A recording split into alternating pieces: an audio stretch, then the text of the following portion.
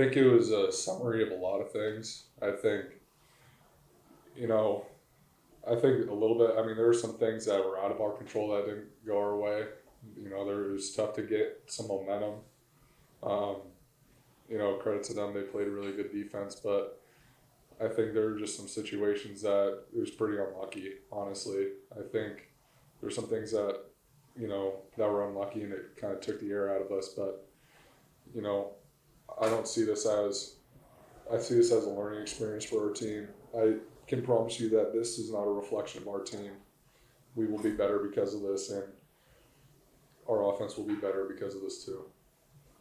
Is there much trouble communicating with all the noise going on and all that? No, there was. I thought our communication was good. We only had. We had I think one or two hiccups, but that's okay. We can deal with 1 to 2, hiccups. But overall, I thought, from a standpoint of us getting the play and us running the play and our communication level with one another, I thought we did, a solid job of that. Now this is back-to-back games where you complete less than half of your passes. What do you attribute that to, and why will that get better? It's kind of a same thing. Like, it's a combination of a lot of things. I gotta play better too. And I think, there are some things that, that completion percentage is a summary of a lot of different things, tonight was a tough night from a defensive standpoint that we were facing. And also there's some elements too, but it will get better. I can promise you that. It's been a while. You guys are going through 3 plays on offense. You're at 97. How did that discrepancy, I guess, take you guys out of what you wanted to do? Maybe you didn't get to something that you played. Yeah, it's tough. When you run that few plays, we got to be able to, get some first downs. And, when you're running so few plays, it's hard to get into a rhythm. So I think that's what occurred too. How difficult was it when first down wasn't going so well and then ended up in some third and long situations? That's just kind of what that defense is designed to do. They have some talented players, and when you're in third and long, it's difficult to block, 6 guys when they're bringing the pressure. It's difficult to, get the ball past the sticks when, they're expecting that. So I think, if we were to move the ball a little bit better on first and second down, I think we could have put ourselves in some better situations, but, we kind of played into their defense a little bit. So I think that's why they had a lot of success on third down. 2 more questions. You mentioned, you believe this will help you out get better. Can you maybe expand on kind of your thinking behind that? I think this team can beat that team. I don't think this tonight is a reflection of the offense, the defense, or the special teams. This team is better than what we played tonight. I believe that with my whole heart, and I can promise you that we'll be fueled, we'll be motivated for the rest of the season. But we have to get better after today, and this is a tough pill to swallow. For a lot of the guys on this team,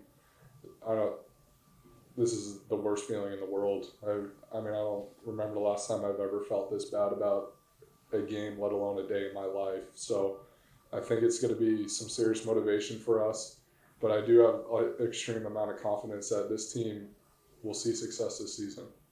How do you bounce back when it was such a drastic result, 31-0, I think only 2 trips to Penn State territory all night? Yeah, I think just what I said, I don't think, we're going to come together as a team. This was a result that I could have done better, and then we all could have done better to help ourselves tonight. And I think we're going to be better because of it. The first drive in the third quarter, you guys are down 10-0. You probably feel like you're kind of where you want to be. You're close to where you want to be. What happened in that drive to really put you guys back? We just tried to focus on getting off the field, and obviously we didn't get that done. It really just starts with some communication with myself and making sure make sure everybody's on the same page. We got so many moving parts, and it's just really up to the Mike backers to make sure that defense is on the same page, and I mean, we were just out of space, out of the right positions. What were you seeing on those 4-1 plays in Penn State? What were you seeing? They had a lot of gadget plays, like a lot from last year. Basically, the last 5 years, they get in the same look, and they can pretty much run it, halfback pass it, tunnel, like they could do whatever. So my job was to make sure we didn't give up the big one. I mean that we're a disciplined team, and I would rather them get the 1 yard gain than the pop pass for a touchdown. But how do you bring everybody together after this? Is it going to be tough, or is it something that you feel like everybody is bought in, that it won't be difficult to? Yeah, it'll be easy. I mean, I just feel like that's the culture we have, and I don't know if that comes from Coach Ferentz or just a group of guys we have, but I mean, the locker room will rally together. And I mean, just being a leader on this team, I look at those guys and I know that they're completely bought in. And kind of like Joe said, I'm just really excited to watch the tape because I know we'll learn from it. I know the coaching staff do a great job of learning from it. And just we'll just across the board, players top down. I mean, I feel like our defenses we're good because we know how to adapt. So now it's time to adapt and see what we can do. When you go, I mean, as a team, go -4 in turnovers. I know that's probably the exact opposite of what Coach Ferentz preaches. I mean, how hard is that to overcome? No, definitely. And we try to focus on all three phases, being a part of the team. And sometimes that ball just doesn't slip towards our guys. And I mean, all we can do is continue to compete, continue to be around the ball. And sometimes that ball will slip into the right hands eventually. How do you feel about that competing, that level of competition from defense all the way through the fourth quarter? You guys kept up that intensity the way you wanted? No, definitely. We try to maintain the standard at all times, and sometimes our best sometimes isn't enough. And I feel like tonight was a situation where I could have did a better job putting our defense in a better situation to win. So I mean, hats off to the way my guys competed. It's just really just up to me to get this defense going. What do you view your role as, like, just leadership-wise, like trying to keep guys together? I mean, it's easy to keep them together because I don't really have to tell them that. Guys in the locker room know that we're a team, and when you wake up every day, this is all you do, and you're so invested into this. I mean, it's easy to do everything for the guy next to you. So I'm not really worried about guys dividing. I know we got a good culture. I know what guys are thinking in the locker room. I know what type of team we have, so I'm not worried. That's where things went wrong against Penn State offense in the second half. I thought we did a great job in the first half. Like you said, just being able to come out and put the fire out. We knew that we needed to come out and have a good first drive, and we weren't able to do that. So all starts there, and that's on us. That's not on anyone else. We just need to be better in that aspect. How challenging was it? You guys couldn't seem to get off the field, on third downs and anything. What did you see there? I mean, give credit to Penn State. They're a great team. Very athletic, very physical. But I mean, it's all on us again. Just being better at our fundamentals, getting the play calls, and just executing. Did the fatigue hit when you're out there the defense in general is out there for 97 plays? I don't think we train so hard, and we take pride in that. And so I don't know if it's a fatigue thing, but I just think, honestly, all together, we just need to be better. Joe, you mentioned a couple things. You guys weren't able to get off the field on third down, but the offense goes up that runs 33 plays. Penn State runs 97. How do you guys kind of, not that things unraveling, and how do you kind of keep that locker room together when there's such a big sort of play discrepancy? To be honest with you, we don't ever think about that. And I'll tell you one thing: this team will not divide. We're going to be together the whole season. That's something I honestly don't care about at all. Two more questions. You've been through these before last year and way Jack kind of rallied people. I mean, what needs to happen now to, whether it's flush it or learn from it? I mean, what eyes forward? How do you do that? How do you get back on track mentally as a team? Definitely come back and watch a tape tomorrow and just learn from it.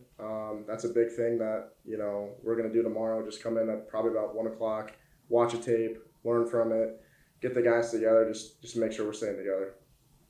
Kate said that he believed that this Iowa team can really beat that Penn State team. Do you agree? I agree. I'm going to take my guys. How many guys we have on the team? 120 guys against anybody. Any message you had for Kate? I know you guys are good friends afterwards from this. No, I mean, just we're going to stay together and we're going to get through this together as a whole team. What stood out to you in terms of handling that, especially with all the blitzes coming? Yeah, I think at the end of the day, it's about what we did. Nothing about what they did. I think we hurt ourselves. For us, it's about our fundamentals. So I think there's probably just a lack of those, and we'll see it tomorrow on film. But obviously we take pride in that, so it's something we'll obviously work on for the next game. What was Kirk's message in the locker room, just kind of after kind of a crazy game? I've had that experience with him, and he's just said, eyes straight ahead, just focus on the next game. Obviously you want to understand what went wrong here, but just focus on the next step. In the middle of a performance like that, what are you hearing from the coaches on the sidelines in between possessions?